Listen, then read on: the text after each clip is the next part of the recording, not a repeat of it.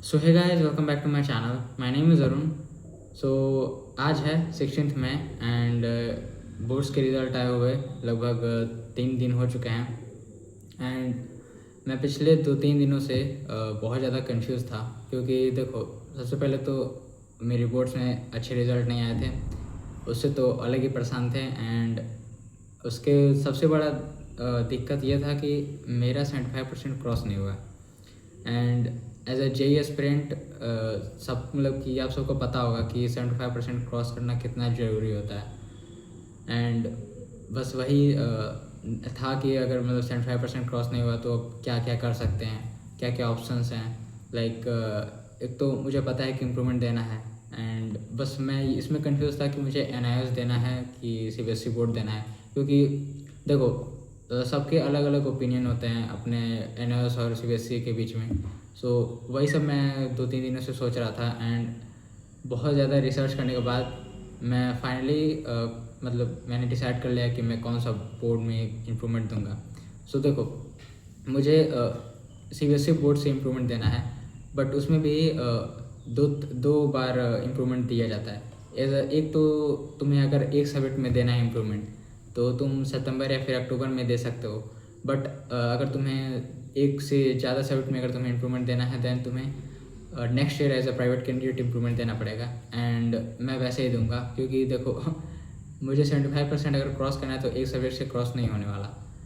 सो मैंने बस यही डिसाइड किया कि मैं अगले साल एज अ प्राइवेट कैंडिडेट अपना इम्प्रूवमेंट एग्ज़ाम दूंगा, एंड उसके साथ साथ अपना जेई प्रिपरेशन भी होता रहेगा। सो एंड मतलब मैंने सीबीएसई इसलिए चूज़ किया क्योंकि देखो, सबसे पहले तो मैंने सीबीएसई का पेपर पहले भी दिया है। एंड मुझे मतलब मैं इस बोर्ड से फेमिलियर हूँ। एंड मतलब कि सेम सब्जेक्ट भी है, सेम पैटर्न है।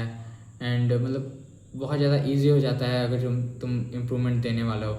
एंड एनआईएस में क्या होता है कि मतलब एक तरह से अलग बोर्ड हो जाता है, मतलब बहुत ज़्यादा कन्फ्यूज़न है उसमें। मुझे कुछ पता नहीं है कि क्या होता है, कैसे होता है। एंड अगर तुम्हें एक सिंपल ऑप्शन मिल रहा है, अगर तुम्हें सीबीएसई में ही इम्प्रूवमेंट करने का ऑप्शन मिल रहा है, देन हम दूसरे के पास क्यों जाएं।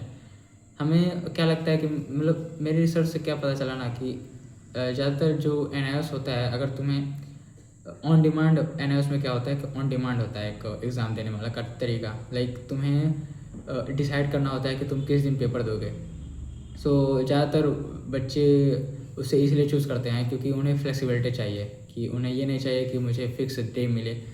उन्हें ये चाहिए कि मतलब कि मैं डिसाइड करूँ कि मैं किस दिन पेपर दूंगा। सो ऐसे बच्चे एनआईएस देते होंगे ज़्यादातर। बट मुझे सीबीएसई ज़्यादा आसान लगा। मतलब एक तरह से मतलब कि ज़्यादा कुछ इसमें करना नहीं है, बस तुम्हें इम्प्रूवमेंट का रजिस्ट्रेशन करना है एंड सब खत्म। एंड इसमें ज़्यादा कुछ सोचना नहीं है। एंड वैसे भी मैं मतलब सारे सब्जेक्ट मैंने पास तो कर ही लिया है, तो उसमें ज़्यादा दिक्कत नहीं होगा इम्प्रूवमेंट में सीबीएसई। सो एंड बस यही मैंने डिसाइड किया है। एंड मैंने सोचा कि मैं बता दूं।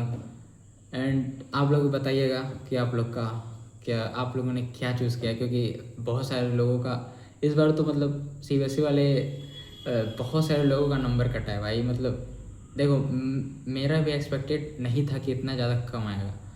मतलब पेपर मेरा ठीक ठाक गया था, बट इतना भी नहीं ख़राब गया था कि इतना परसेंटेज आए। बट अब जो भी है यही है। एंड आगे का मेरे बस यही प्लान है कि अब ड्रॉप ईयर के साथ अब सीबीएस मतलब कि बोर्ड्स के लिए भी तैयारी करना ही पड़ेगा। ये बहुत ज़्यादा बर्डन है, बट